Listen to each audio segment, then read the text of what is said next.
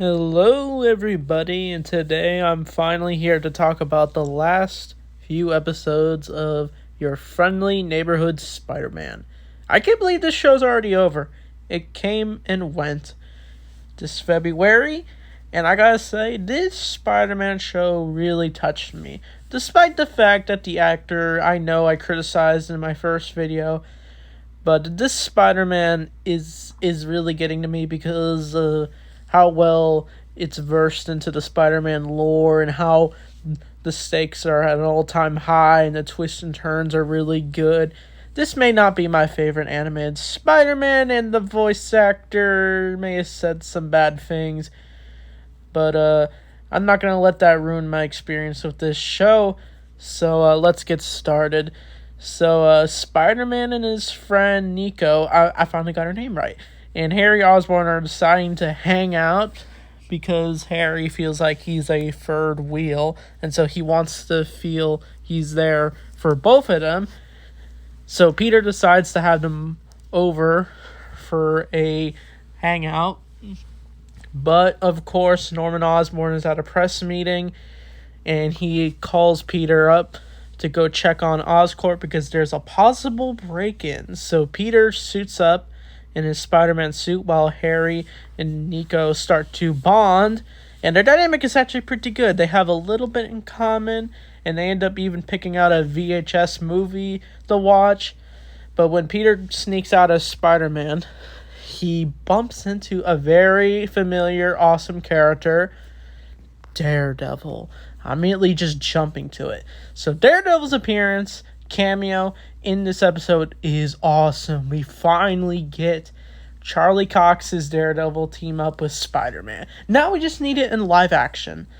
I really want to see it, and I can fanboy all day about Daredevil since I'm obsessed with the character. But his costume looks awesome. It's a bit inspired, looks Batman inspired, and a little bit of the Netflix show. But overall, this costume looks amazing. And he gets into a fight with Spider-Man because Daredevil is actually saying, hey, I know you're trying to do the right thing, kid, but Norman Osborn isn't what he seems. So that's a little hint of what we'll see in Norman Osborn. He doesn't become the Green Goblin in this. That's the spoiler, but it could lean into the Green Goblin. But Norman Osborn is up to something. Daredevil basically gets away, and yeah, this was a small appearance, but overall, he was definitely the highlight of this episode. I loved his dynamic with Spider-Man, how he actually believes in Spider-Man to be having potential to do the right thing.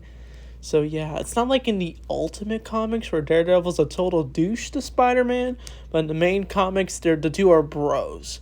So we could get that dynamic in the MCU. But so far in this show, it is amazing that we finally got Daredevil. And we got Charlie Cox as Daredevil. I sure hope to meet him this March.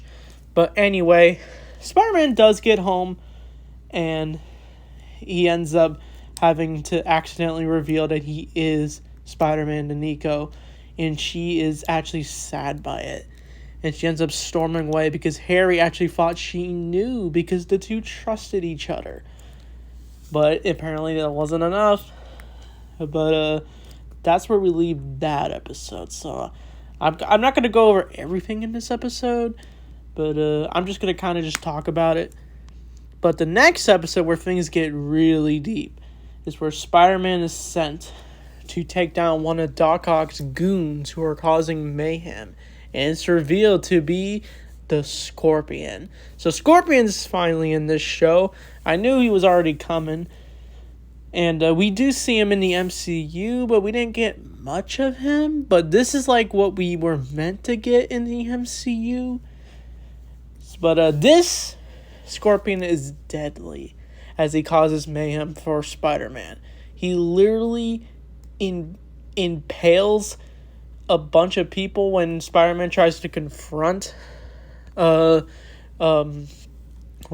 who's now become Tombstone, and Pearl ends up getting suspicious about what he's up to.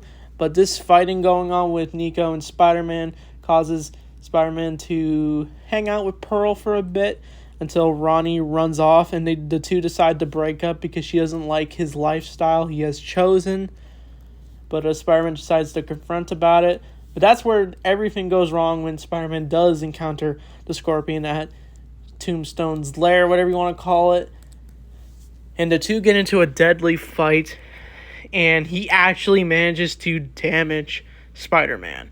And he actually tries to get help from Norman Osborn, but he's kind of too occupied trying to find Doc Ock. But Scorpion manages to just beat the crap out of Spider-Man. So Scorpion's never really been a character I've been too invested in the Spider-Man lore. But in this show, he's just tearing through him. And we actually see the blood on Spider-Man's face. So yeah, this show, despite it being TVY7, they're pushing the limits on this show. It seems like a lot of these new animations are pushing the boundaries. Like in X-Men 97, or there's some cartoons that are now having characters swear now, so that's interesting. But Spider-Man gets defeated, unfortunately, but he is saved by Norman Osborn at the last second when he decides to stop paying attention to Doc Ock and focuses back on Peter. And Peter actually almost defeated the Scorpion until he freed himself. But Spider-Man gets saved, and that's the cliffhanger. So yeah, that was a deep episode. And I had a feeling this is going to be the cliffhanger episode that we were meant to wait for another episode the next week. But they decided the way they're running this show is just like they're putting 3 episodes a week. And then this week's episode, which came out today, it's 2 episodes. But the next episode where Peter and Norman decide to plot their next move. But Peter decides to take a little break from being Spider-Man because he feels it's just too much. And he almost has to explain it to Aunt May. But of course, Peter already had an alibi by Norman covering up for him, saying that he was just hanging out at Harry's house.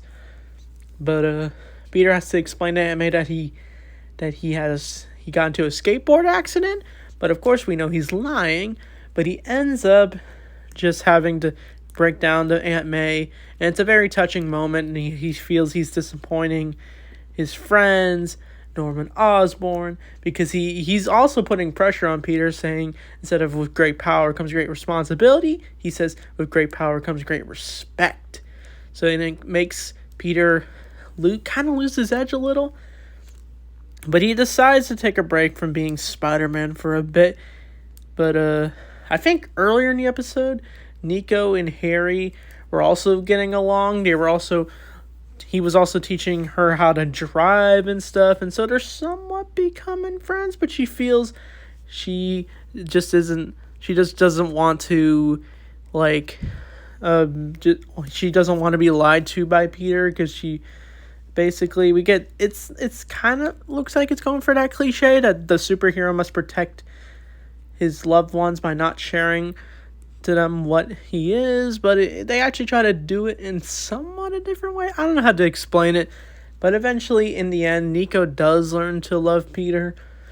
But the